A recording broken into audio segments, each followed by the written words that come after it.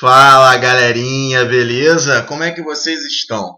Espero que estejam bem, apesar dos pesares, de toda essa dificuldade que a pandemia vem trazendo às nossas vidas. Bom, hoje nós vamos falar sobre o capítulo 4, sobre a aula 4 de filosofia. Como vocês podem ver na tela, a influência de Platão e Aristóteles na filosofia ocidental. A aula 4 ela vai ser dividida em 2 vídeos.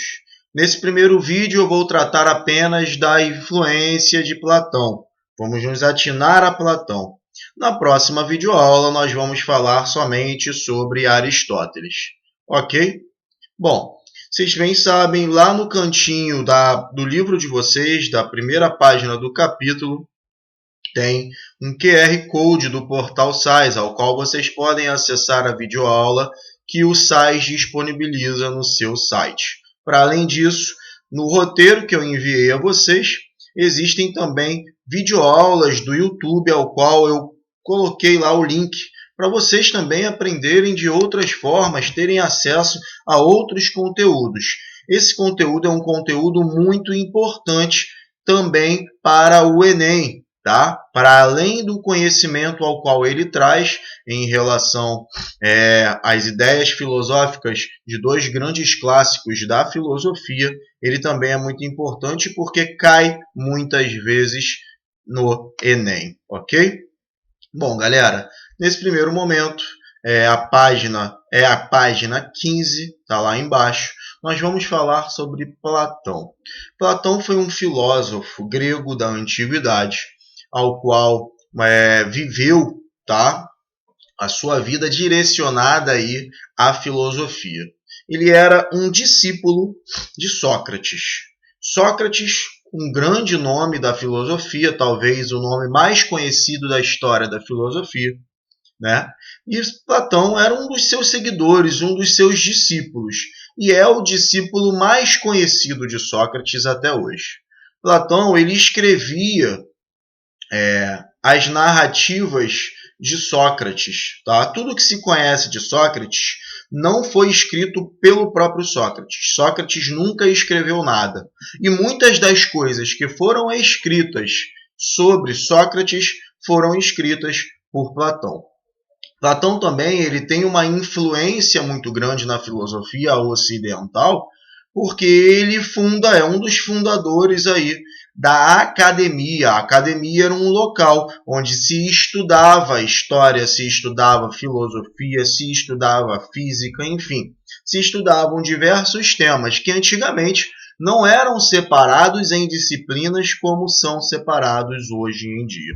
Hoje em dia nós temos física, química, biologia, história, matemática, enfim, essa divisão bem certinha. Para quê? Para melhorar a forma de se estudar e de se compreender esses fenômenos, essas questões. Hoje em dia, porém, na Grécia Antiga, esses conhecimentos eles eram trabalhados em conjunto. Tá? Por isso, muitos filósofos eram também físicos, químicos, matemáticos, enfim. Tanto é que nós temos aí, grandes nomes na matemática, a teoria de Pitágoras, teorema de Pitágoras, né?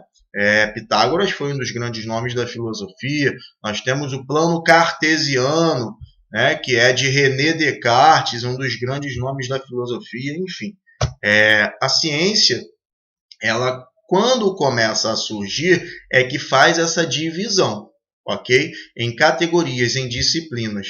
Tá bem? Antes isso não existia. E a academia, que foi um lugar, um espaço super importante, ao qual Platão foi um dos precursores, né? E ela servia exatamente para estudar todos esses fenômenos importantes ao qual os filósofos se atinavam. Ok? Bom, para além disso, né?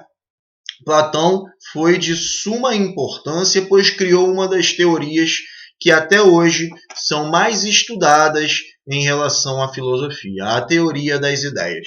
A teoria das ideias é a sua principal teoria acerca do mundo, sobre as questões do mundo, sobre como devemos enxergar, ver o mundo. ok? Nós vamos falar disso daqui a pouquinho.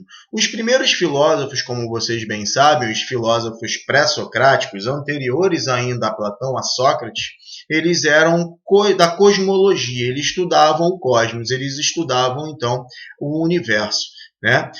Então, é interessante a gente entender também que, por muitos anos, houve a cosmogonia, ok? Como o livro traz, né? Que é a ideia da criação do universo, a origem da criação do universo, especialmente através aí de objetos que eram estudados ou especulados, ok? Isso aconteceu de forma muito forte por muitos e muitos anos na filosofia da Grécia Antiga. E aí surgiram diversas e diversas escolas filosóficas ao qual procuravam compreender qual era a substância que dava origem a esse universo, né? Uma das grandes escolas existentes na Grécia Antiga era a escola jônica, tá? Que era ali na Jônia, em algumas cidades que faziam parte da Jônia. Por exemplo, Mileto. E aí Mileto traz os primeiros filósofos da história.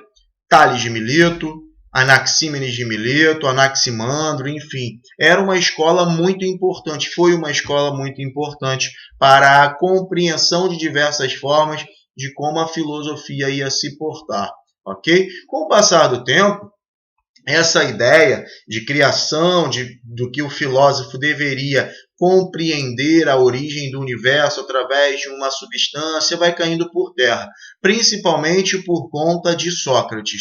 Sócrates, que foi o mestre de Platão, ao qual nós estamos falando, faz essa mudança muito gigantesca para a história da filosofia, porque a partir daí os filósofos começam a buscar conhecimento, mas não para explicar a origem do universo como se fosse uma resposta dada, a verdade absoluta, né? Sócrates pensava assim. Platão, apesar de ser seu discípulo, entendia que Sócrates não acertava em todos os pontos. Platão acreditava que Sócrates era o maior dos pensadores da história do universo. Tá? Porém, ele acreditava que a gente poderia sim chegar à ideia, ao entendimento do que é o universo, de que é a vida, ok? E Platão, então, faz através da sua alegoria da caverna, tá? Que nós temos na página 15, uma das maiores histórias metafóricas que esse universo já teve. A alegoria da caverna, então, ele traz aí dentro do seu conceito, da sua metáfora, a ideia de existência de dois mundos. E agora eu peço que vocês prestem bastante atenção, porque essa explicação é uma lembrança do que nós já estudamos, mas ela deve ficar na cabeça de vocês. Relembrando, para Platão, existem dois mundos. O mundo sensível material, ao qual nós vivemos aqui neste momento, e o mundo inteligível, o mundo das ideias, ao qual as nossas almas alguma vez na vida já passaram. Nossas almas viviam no mundo das ideias, no mundo inteligível. E por algum motivo que Platão não sabe explicar qual, as almas se apropriaram do nosso corpo e vieram parar na Terra, nesta que nós acreditamos ser a realidade, ok? Só que tudo que ocorre aqui, ela pode estar fadado a um erro, a uma mentira, a uma falsa realidade. Por quê? Porque Platão enxerga que os nossos sentidos eles são falhos. E tudo ao qual é realizado através do sentido pode cometer um erro. Portanto, para Platão, tudo que existe dentro do que hoje nós compreendemos como sociedade, este local aqui, este mundo ao qual nós vivemos, né, tudo que existe neste mundo, na concepção platônica, é uma falsa realidade. Tá? Ou seja, vou pegar meu estojo que está aqui do meu lado. Esse estojo ele foi uma criação humana. Tá? Porém, essa criação humana ela vai um dia ser perecível. Ela é perecível, um dia ela vai se acabar. um dia esse estojo não vai servir mais como estojo. E por essa razão, Platão diz que tudo que existe aqui na Terra e que não é natural, ele é perecível. Ou seja, nada é eterno. E por falta dessa eternidade, essas criações humanas, elas são objetos que têm uma falsa realidade. Elas são lembranças do mundo das ideias. Então, esse estojo aqui, quem o criou, pensou, relembrou o que viu quando esteve no mundo das ideias. E aqui ela só é uma lembrança e eles fazem isso aqui lembrando do que já viram, não é uma criação do ser humano, tá? Porque nós já vimos isso no mundo das ideias. Essa dicotomia que existe, essa dualidade, né, de mundos ao qual Platão traz, é que vai ser o ponto principal da sua teoria. Essa teoria de que existem dois mundos. E então por que a nossa alma se encontra nesse mundo? Ele não sabe explicar, mas ele tem uma concepção interessante do que nós devemos fazer neste mundo, que é através da filosofia, através dos estudos, através também da questão da musculação, né, da questão física, corpo são, mente sã, também através disso, elevar o nosso corpo a chegar aí ao mundo das ideias. Então nós temos que ter uma harmonização de todas as três almas ao qual o ser humano detém. A alma racional, a alma concupiscente, a alma irascível e a alma concupiscente. Então a alma racional seria a alma das ideias aqui, da nossa racionalidade, do pensar. A alma irascível seria a alma do desejo, né, do desejo no sentido do sentimento, do que nós sentimos. E por último, a alma concupiscente, que está ali na área da região genital, que seria o do prazer. Então, quando nós harmonizamos essas três almas, através da filosofia, através dos estudos diversos, através da musculação, através das questões dos exercícios físicos, né?